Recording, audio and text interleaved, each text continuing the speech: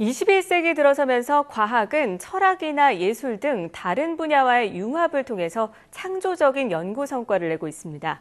네, 이러한 흐름에 따라서 과학기술의 역사를 인문학적인 관점에서 풀어낸 책이 발표가 됐는데요. 오늘 사이언스 앤 북에서 만나보도록 하겠습니다. 이 과학과 인문학의 탱고 저자이신 김유한 교수 이 자리에 함께해 주셨습니다.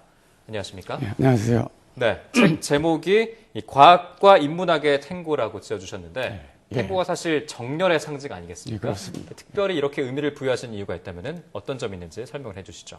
글쎄요, 요새 인류가 직면하고 있는 이제 갈수록 다양해지고 복잡해지는 문제를 해결을 해야 되는데, 네. 그렇게 하기 위해서라도 어느 때보다도 과학과 인문 사회과학이 서로 상대방에 대한 이해와 관심이 절실한 시대입니다. 네네. 오늘날 화두가 되고 있는 타 분야 학문과 과학기술의 창조적 융합과 통섭이라는 관점에서 과학과 인문학이 서로 상대방을 적극적으로 이해하고 포용하고 해야 된다는 생각에서 네.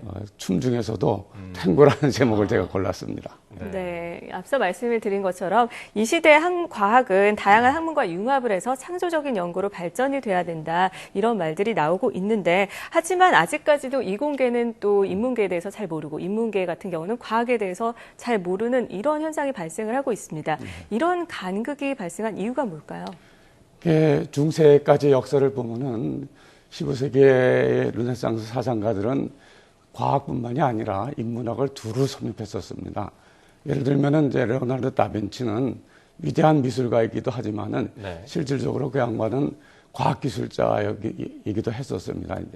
그런데 16세기 중반부터 시작된 과학혁명이라는 지식의 격변기를 지나가면서 네. 인문학자들은 과학기술이 실생활에 필요한 물건만 만드는 이런 학문으로 받아들이고, 네네. 한편 또 이공계학자들은 과학의 내용을 설명하기가 어렵기 때문에 네. 자신들의 연구 업적을 1차적으로 자기들끼리만 설명하고 인정받는 이런 풍조가 많아지면서 네네. 교류가 없어지게 됐었죠. 근데 이제 특히 이제 우리나라의 경우를 보면은 이 고등학교 저학년에서 네. 일부 과목에 대한 호불호를 바탕으로 해가지고 네. 아예 일찌감치 문과 이과를 나누지 않습니까? 네네. 그러니까 이제 그런 교육을 받은 학생들은 이런 사회에 나오면은 이런 경향이 더 고착된 것 같습니다. 네, 맞습니다. 저희 YTN 사이언스 이 채널에서도 이제 문이과 통합과정과 관련돼서 이덕환 교수님과 여러 가지 이야기를 나눴는데, 정말 이 초등교육부터 시작되는 문이과의 그 구별됨이 어떤 문과에서는 또 이과를 등한시하고 또 이과에서는 문과를 좀 등한시해서 이런 현상이 일어나지 않나 생각이 드는데요. 책에 대해서 좀 얘기를 해보겠습니다. 이 어떤 구체적으로 어떤 내용이 있는지 자세히 소개를 해주시죠. 책을 5부로 나누었는데요. 네.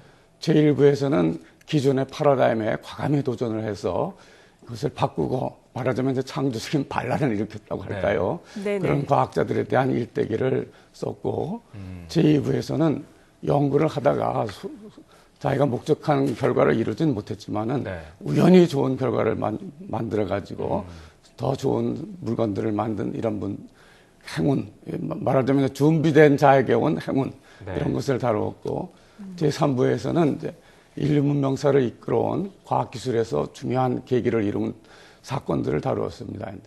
그리고 제4부에서는 지금 100세 수명 시대에 도달하게 됐는데, 거기에 이르기까지 여기에 공헌한 건강, 위생, 의료 부분의 발자취들을 좀 더듬어 보았습니다. 마지막으로는 이제 인류 문명사와 함께한 꿈의 소재, 각종 기초가 되는 소재를, 예를 들면 요새 얘기가 되는 죄송합니다. 초전도체라든가 네. 또는 이제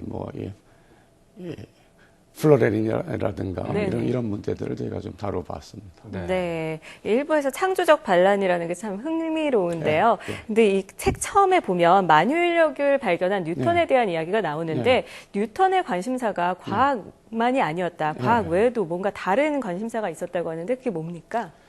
뉴턴은 우리 누구나 다 알다시피 물리학이나 수학, 광학, 천체역학, 천문학의 대변혁을 가져온 근대 과학의 아버지로 다 자리매김하고 있는 분인데요. 네네. 그런데 이제 뉴턴의 지적 탐구가 이러한 정통적인 과학 분야를 훨씬 뛰어넘어서 연금술, 고대 역대기라든가 네네. 성경과 유대교의 신비주의 이런 것들이 숨어있는 코드를 과학적으로 해석하는 일에 사실 물리보다 더 많은 관심과 시간을 쏟아서 네. 2060년에는 세상에 종말이 올 것이라고 예언까지 했습니다. 다만 이런 연구는 그 당시에 종교계와 기존 학계와의 충돌이 우려되기 때문에 남모르게 했고 그 결과를 발표는 하지 않았습니다. 네, 정말 교수님 말씀을 들어보니까 저도 이제 예전에 배웠던 여러 가지 과학자들이 그 당시에 과학자뿐만 아니라 철학자이기도 했던 뭐 그런 생각이 들더라고요. 옛날엔 과학자를 자연 철학자라고 그랬습니다. 그렇습니다.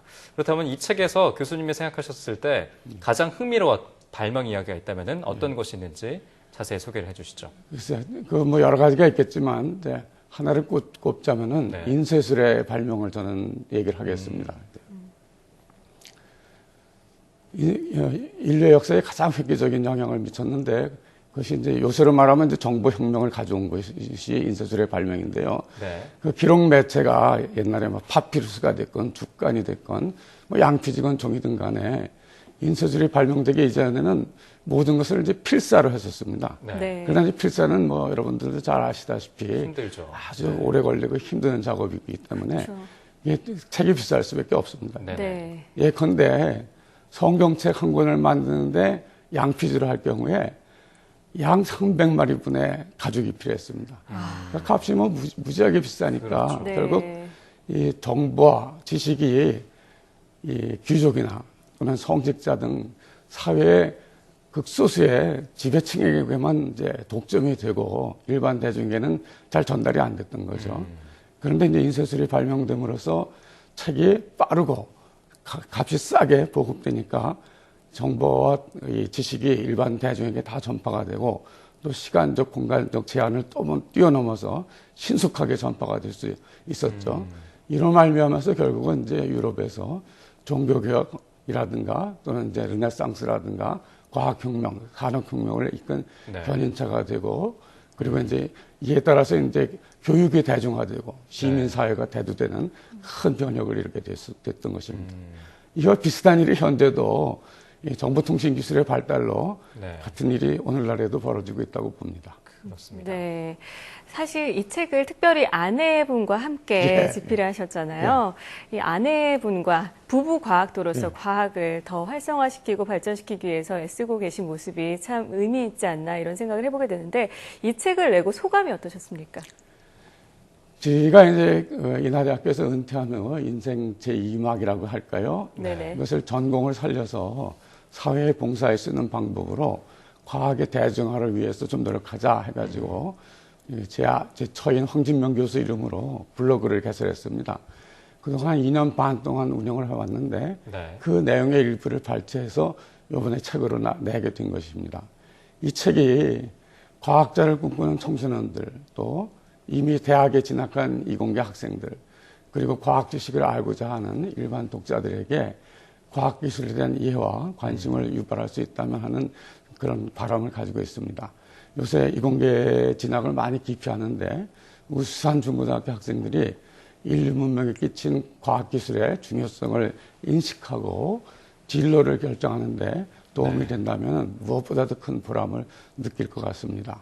네. 또한 이제 중고등학교나 대학에서 과학을 담당하시는 선생님들께서 과학적 발견, 발명이나 이론이 가지는 과학적 함의에 덧붙여서 그 과학자들이 처했던 시대적 상황과 그들의 발견이 가져온 사회적, 경제적, 정치적 파급 효과를 설명하는데 이 책이 조금이라도 도움이 되었으면 하는 바람을 가지고 있습니다. 네, 알겠습니다. 지금까지 과학과 인문학의 탱고의 저자이신 김유양 교수와 함께 이야기 나눠봤습니다. 오늘 말씀 고맙습니다. 네, 감사합니다.